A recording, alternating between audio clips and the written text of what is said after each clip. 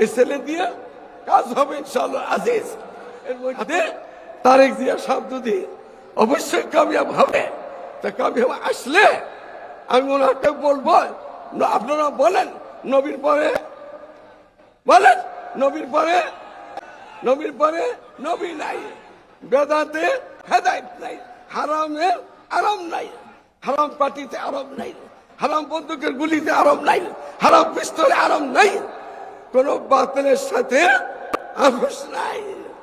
আমি শেষ কথা বলে যেতেছি, এরশাদকে সকলের সম্মিলিত ভাবে বিপুল ভোটে পাশ করে নিয়ে আসার জন্য এই ছেলে দিয়ে কাজ হবে ইনশাআল্লাহ আজিজ।